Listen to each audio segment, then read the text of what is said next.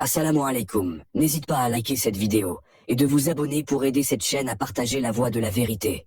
Merci. Sëriñ Tuuba xaadimu rasulillah bokk na ci lim tontu tubaab yi keroog bañ ko tuumaalee ni ab jihaadist la tuumaal ko ni dafa yor ay ngànnaay dafa fas yéene dal seen kaw ak yi ñi demee ab yaat yi ma la fas yéene dëkkal moom la leen tontu.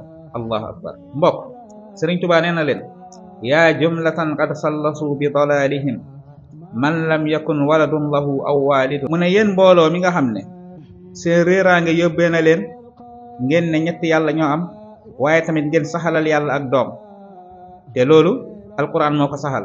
laqad kafara allazina qaalu inna allaha thalithu salaasa ay alquran la siñ bi jëfandikoo foofu. réeraange yóbbee na leen ngeen saxalal yàlla mi nga xam ne lam yalit walam yulat ngeen saxalal ko doom dem bay wax ni ñetti yàlla ñoo am. waaye yemul foofu mu ne axrajtumuni naatiqiina bi annani abdul ilahi wa innani la mujahidu. mu ne génne ngeen ma sama kër ngeen teg ko ci kaw lan génne ma sama dëkkuwaay tumarankeloo ma sonal ma ci kaw lan ci kaw ni kat man jaamub yàlla la waaye tamit nee ngeen ni man damay jihaad. allahu akbar. muy baat boo xam ne yàq nañ baat bi diaboliser ko ba kuñ ko wax sax askanale la ko donte jullit nga ne déedéet muy baatu jihadiste moom lañ tuumaal sëñ bi ne sëñ bi jihadiste la. waaye yemul foofu mu ne wa zanantum anna al madafi indana wal kullu minkum zuqilan wa yuhasidu.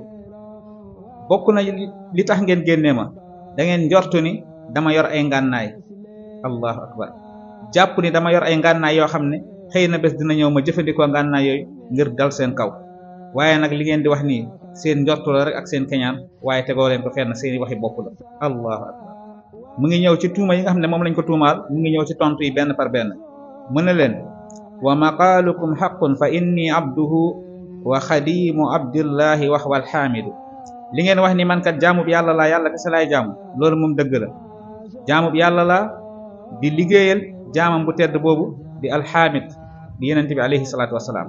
mu ñëwaat ci beneen point bi mu ne leen wa maqaalukum inni ujahidu saadiqun inni li wajhillahi jalla ujahidu. mu ne li ngeen wax ni kat ab jihaadist laa dëgg la kay man kat damay jihaad ngir jëmmi yàlla kese. allahu akbar. lii laa la doon wax sànq bëri na koo xam ne buñ ko ne jihaadist nga ne déedéet waaye sëñ bi moom nee na tubaab yi aha kay li ngeen ne man jihaadist laa dëgg la man jihaadist laa. sëñ bi nangu leen day jihaad waaye ci lan lay jihaadee ak naka lay jihaadee mu tontu leen ni leen inni ujahidu bil ulumi wa bit tuqa abdan xadiman wal muhayminu shahid. allahu akbar. nee na leen jihaadist laa kay waaye nag ak maa wuteeg jihaadist yi ngeen ko yaakaar. ci xam-xam ak ragal yàlla ci lay jihaadee ma nekk jaam boo xam ne dama sax ci liggéeyal sama sang bii di yonent bi sallallahu alayhi wa sallam te loolu yàlla seede na ko. allahu akbar. allahu akbar.